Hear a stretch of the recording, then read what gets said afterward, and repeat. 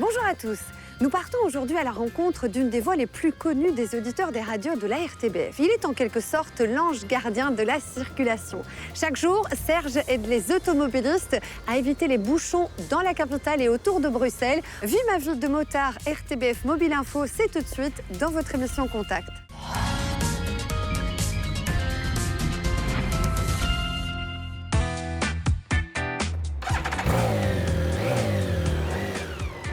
Je m'appelle Serge, j'ai 64 ans, je suis motard depuis que j'ai 18 ans.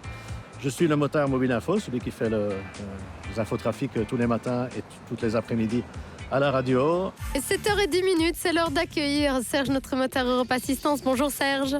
Bonjour Amélie. D'après les informations que j'ai, on perd 5 ou 10 minutes maximum sur le ring, aux endroits habituels, sur les autoroutes également. Pour rouler à moto sur nos routes, les motards doivent passer un permis spécifique et porter un équipement de protection bien précis. Il y a le casque évidemment, les gants et toutes les parties du corps doivent être couvertes. Il est évident qu'un motard ne va pas rouler avec un kawaii ou un truc très léger. Il faut quand même que ce soit suffisamment résistant en cas de chute. Pour mieux rendre compte de la situation sur les routes, Serge se faufile avec sa moto entre les voitures. Une situation bien évidemment réglementée, mais qui peut parfois être dangereuse.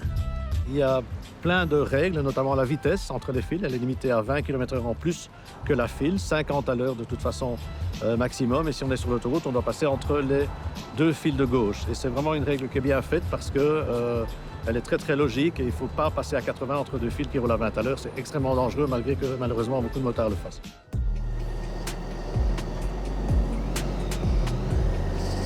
Un petit coucou, merci. Ça s'améliore d'année en année, je vais dire, parce qu'il y a de plus en plus de motos. Beaucoup d'automobilistes sont eux-mêmes motards. Donc je remarque de plus en plus que les gens s'écartent quand ils voient une moto arriver entre deux fils.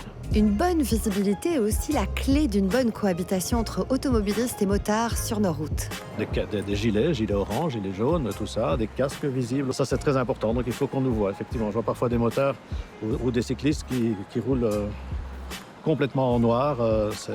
C'est pas très bien.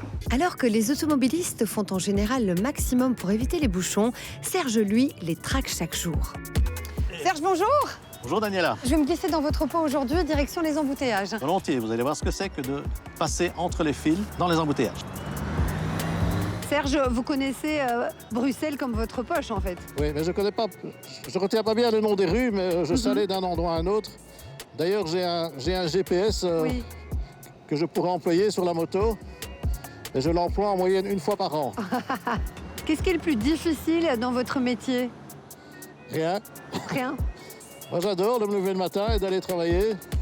C'est vrai, hein? C'est fabuleux. Je n'ai jamais eu une fois en me disant « Oh, zut, encore une fois sur la moto, dans les embouteillages. » Jamais.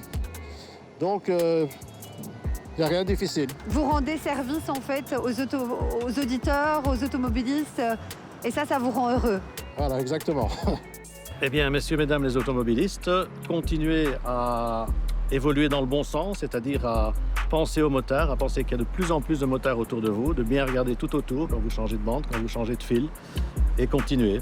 On est sur la bonne voie. Voilà pour cette immersion avec Serge, motard RTBF Mobile Info. Si vous avez des questions, n'hésitez pas à nous les poser en scannant le QR code qui s'affiche ici en bas de votre écran. Moi, je vous dis à la semaine prochaine et d'ici là, bonne route!